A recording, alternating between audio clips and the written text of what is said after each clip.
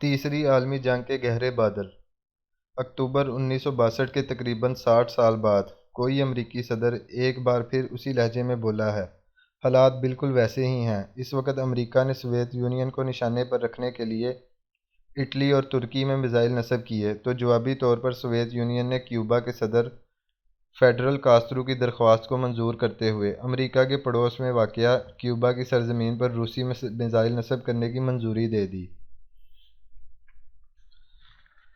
جیسے ہی امریکی جاسوس طیاروں U-2 نے وہاں پر نصب ان روسی میزائلوں کی تصاویر پینٹاگون کو بھیجیں تو فوراً نیشنل سیکیورٹی کونسل کا اجلاس بلا لیا گیا، جس میں یہ فیصلہ کیا گیا کہ کیوبا پر حملہ کر کے ان روسی میزائلوں کو فی الفور تباہ کر دیا جائے۔ مگر امریکی صدر جان ایف کینیڈی نے محتاط کھیلتے ہوئے کیوبا کا سمندری محاصرہ کر لیا۔ کسی بھی ملک کا سمندری محاصرہ عسکری زبان میں دراصل اعلان جنگ ہوتا ہے۔ سوویت یونین چونکہ کیوبا سے ہزاروں میل دور تھا اور اس زمانے میں دونوں ملکوں کو دور مار میزائلوں کی وہ رینج حاصل نہیں کی تھی کہ گھر بیٹھ کر حملہ آور ہو سکتے، اس لیے مذاکرات کا راستہ اختیار کیا گیا اور کئی دنوں کے مذاکرات کے بعد سوویت یونین نے اپنے میزائل اکھاڑ لیے تھے اور امریکہ نے کیوبا پر حملہ نہ کرنے کا معاہدہ کر لیا۔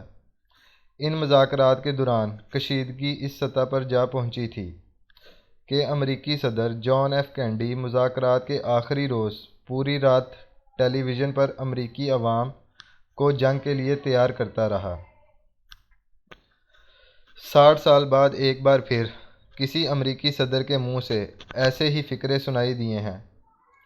یہ فقرے زیادہ خطرناک اس لیے بھی ہیں کہ اس دفعہ محاذ جنگ امریکہ کے پڑوس میں نہیں بلکہ اس سے ہزاروں میل دور روس کے پڑوس میں سجنے جا رہا ہے۔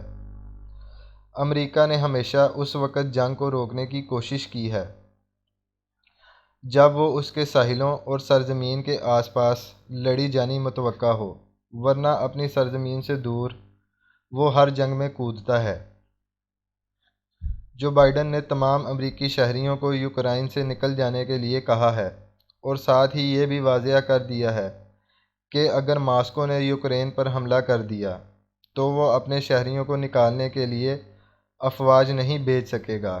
وجہ صاف ظاہر ہے کہ لڑائی کی اس شدت میں شہریوں کو نکالنے کا کام کیسے ممکن ہوگا۔ انگلینڈ، فرانس اور یورپی یونین کے دیگر ممالک کے علاوہ جاپان اور جنوبی کوریا نے بھی اپنے شہریوں کو یوکرائن چھوڑنے کے لیے کہہ دیا ہے۔ امریکی وزیر خارجہ بلنکن نے 11 فروری 2022 کو آسٹریلیا کے دورے کے دوران کہا ہے کہ جنگ کسی بھی وقت شروع ہو سکتی ہے اور کوئی بھی چین میں شروع سرمائی اولمپک کھیلوں کے 20 فروری کو خاتمے کا انتظار نہیں کرے گا۔ امریکی صدر سے جب پوچھا گیا کہ جنگ شروع ہونے کے بعد آپ اپنے شہریوں کو کیوں نہیں نکال سکیں گے تو اس نے کہا جب امریکہ اور روس میں فائرنگ شروع ہو گئی تو پھر یہ عالمی جنگ ہی ہوگی۔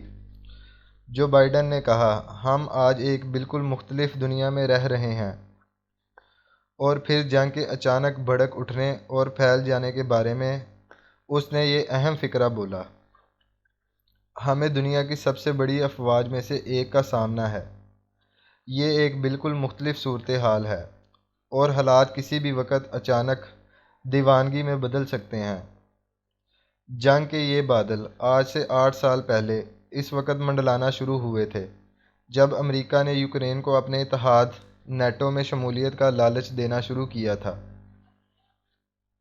CIA نے اپنی مشہور عام تکنیک عوامی احتجاج کو سرمایہ اور اپنے ایجنٹوں کے ذریعے نومبر 2013 میں منظم کروایا، جس کے نتیجے میں روس کی حمایت کرنے والی یوکرین کی حکومت کے سربراہ یانکووچ کو زبردستی برطرف کر دیا گیا۔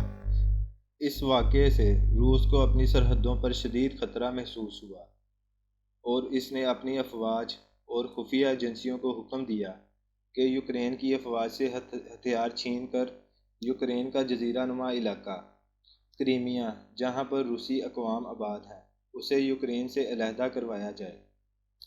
جب روسی افواج نے وہاں قبضہ کر لیا تو 16 مارچ 2014 کو وہاں ایک ریفرینڈم منعقد کروایا گیا جس میں 97% عوام نے روس کا حصہ بننے کے حق میں ووٹ دیا، اور یوں کریمیا کا یہ جزیرہ نما علاقہ روس کا حصہ بن گیا۔ 8 سالوں سے جنگ کی ایسی ہی کیفیت اس پورے خطے پر طاری ہے۔ امریکہ نے یوکرین کو نیٹو میں شامل کرنے کے لیے 8 سال مسلسل کوشش کی، اور گزشتہ ماہ امریکی صدر نے یہ اعلان کیا کہ اب یوکرین کے پاس فیصلے کا اختیار ہے کہ وہ کب نیٹو میں شامل ہوتا ہے۔ اس کا مطلب یہ ہے کہ جیسے ہی یوکرین نیٹو میں شامل ہوگا، فوراً امریکہ وہاں اپنے میزائل نصب کر دے گا، بالکل ویسے ہی جیسے روس نے 1962 میں کیوبا میں اپنے میزائل نصب کیے تھے۔ فرق صرف یہ ہے کہ اب ان میں ایٹمی میزائل بھی شامل ہو سکتے ہیں۔ روس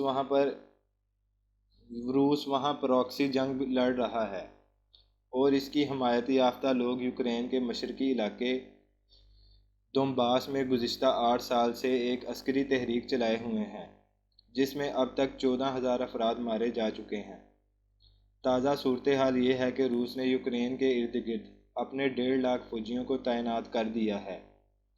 تمام جنگی ساز و سامان وہاں پہنچ چکا ہے، اور بڑے بڑے کنٹینروں میں قائم گشتی ہسپتالوں کے ساتھ ساتھ بڑے بڑے بلڈ بینک خون کے وسیع ذخیرے کے ساتھ بھی وہاں پہنچا دیے گئے ہیں۔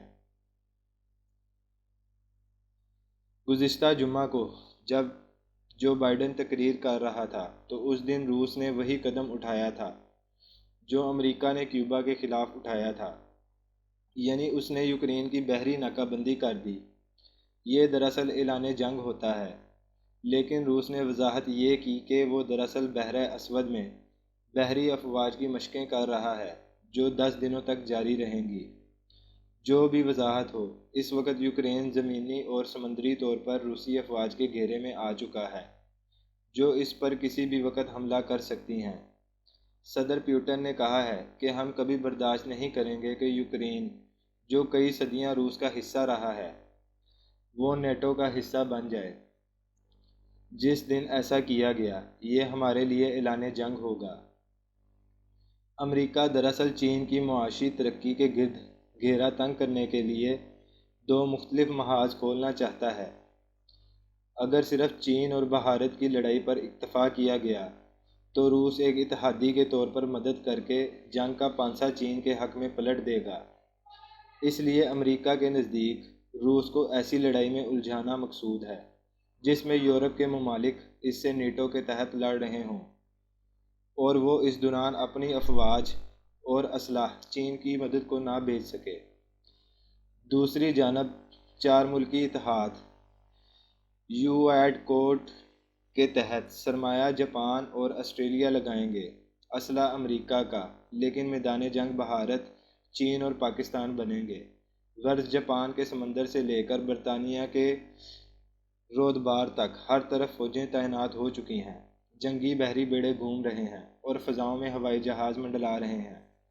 کون کب اور کس وقت دیوانگی کا مظاہرہ کرتا ہے، اور پھر رہے نام اللہ کا۔